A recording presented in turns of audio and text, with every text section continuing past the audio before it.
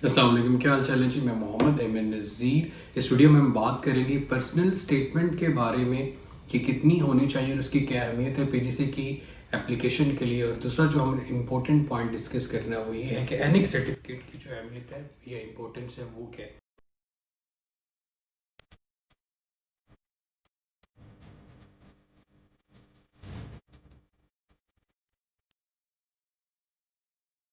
सबसे पहले हम बात करते हैं पर्सनल स्टेटमेंट की। तो पर्सनल स्टेटमेंट में आपसे 3 मेन क्वेश्चंस पूछे जाते हैं। क्वेश्चन नंबर 1 है explain why you want to be a teacher. Question number 2 होता है describe why you want to teach this subject for primary. Describe why you want to teach this age group. Describe your relevant experience and personal characteristics and explain how they would make you a great teacher.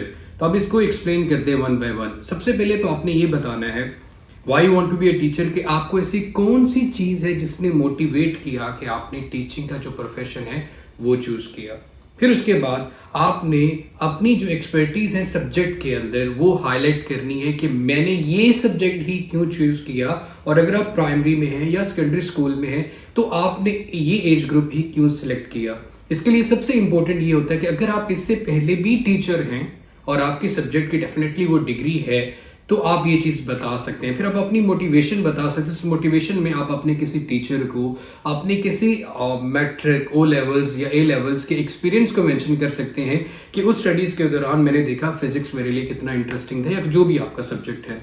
उसके बाद आपने अपनी personal skills बतानी है कि relevant experience, या फिर आपने कोई वॉलंटियर काम किया था यंग पीपल्स के। और यंग का यहाँ पे मतलब है सेकेंडरी स्कूल के बच्चों का।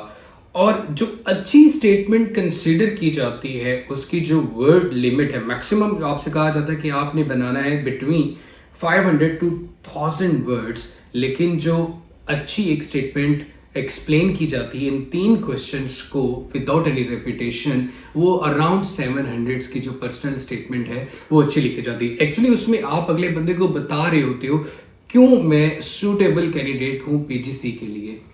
और दूसरी बात करते हैं एनिक सर्टिफिकेट की।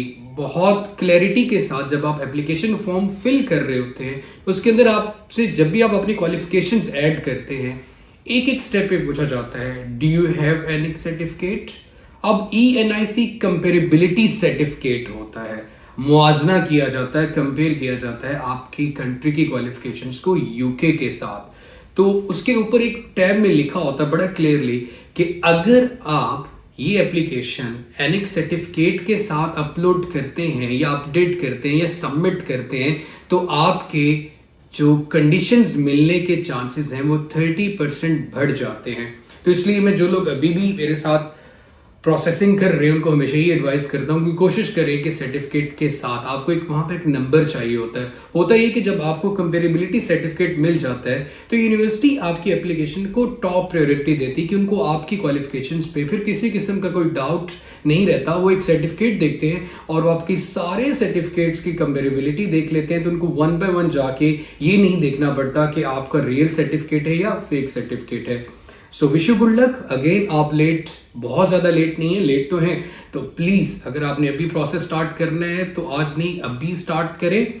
और डिस्क्रिप्शन पे गिवन डिटेल पे आप कांटेक्ट कर सकते हैं। अपना बहुत सारा सा ख्याल रखिएगा। अगर कोई पॉइंट समझ में नहीं आया तो आप कमेंट बॉक्स में कमेंट कर सकते हैं। अपना ख्याल रखिएगा। अल्लाह हाफिज।